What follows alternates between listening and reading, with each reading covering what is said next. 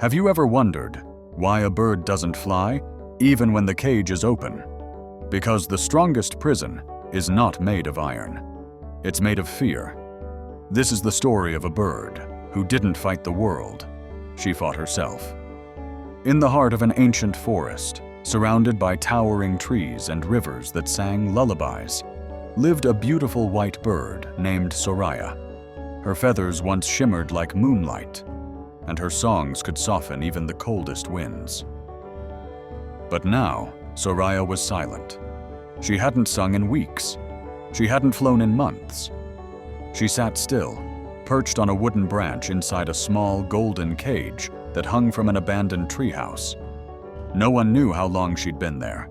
No one remembered how she got caged. But every day, she stared at the sky, watching other birds dance in the wind while her wings remained tightly folded. She was sick, not from a wound, nor from a virus, but from a deeper illness. The illness of invisible suffering. Once upon a time, Soraya had flown higher than any bird in her flock. She soared over mountains, slept on clouds, and sang at sunrise. But life, as it often does, changed. A storm came. Her nest was destroyed. Her flock scattered. She trusted a human hand that offered safety, but it became a trap. The golden cage was once a place of recovery, but days turned to years. Comfort turned into confinement. Safety turned into sadness. The door was never locked, yet Soraya never tried to leave. Why? Because she believed something most broken souls believe. What if I'm too weak to fly again? Every time she felt the pull of the sky, fear whispered louder. What if you fall? What if you're not the same? What if pain finds you again? So she stayed. She ate less, slept more, stopped singing. Her suffering was not loud. It was quiet, constant, and deep. One gray morning, as raindrops painted soft circles on leaves, a rough black crow landed near Soraya's cage. His name was Kael. Kael was loud, unapologetic, and fearless. He had a scar over his right eye and a crooked feather on his tail. He had lived through wars of survival, chased hawks, stolen food from humans, and never once apologized for being broken.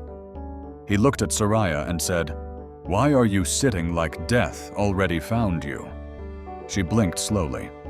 "Because life already did." Kael laughed, not out of cruelty, but disbelief. "That's ridiculous. You're alive. You've got wings. You've got sky. What are you waiting for?" She looked down. "I'm tired, broken, sick." Kael tilted his head and said, "You're not sick, you're stuck." That word struck her. He continued, "You confuse your cage for your cure." Soraya frowned. "You don't understand.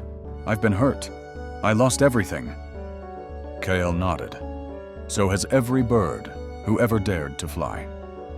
He paused and looked her in the eye. "You don't suffer because you're weak. You suffer because you won't let go." That night, Soraya couldn't sleep.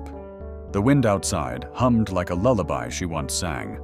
She remembered flying over valleys, racing the sun, laughing through storms. She missed herself. But a voice inside whispered, "Missing your old self is not enough. You must become her again."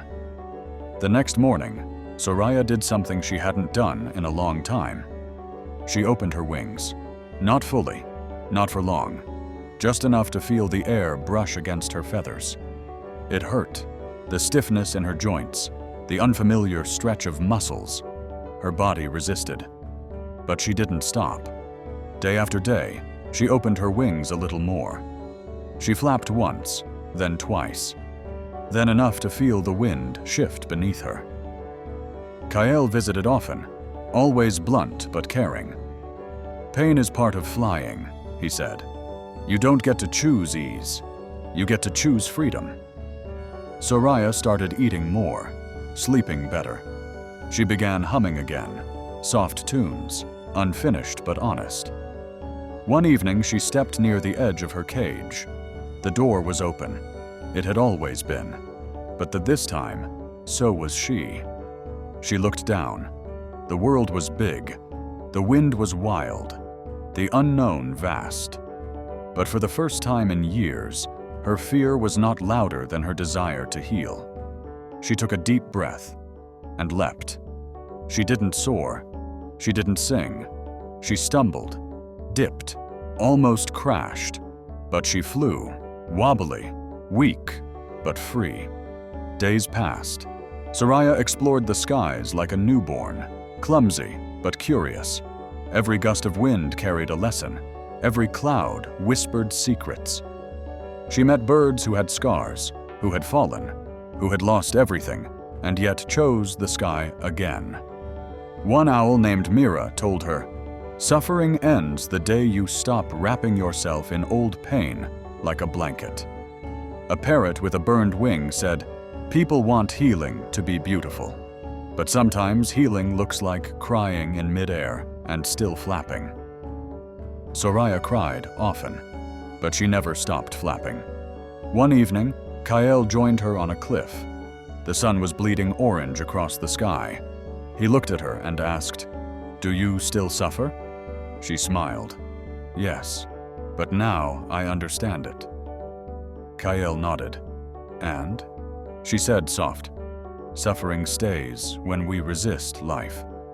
Peace comes when we live it, wounded and all."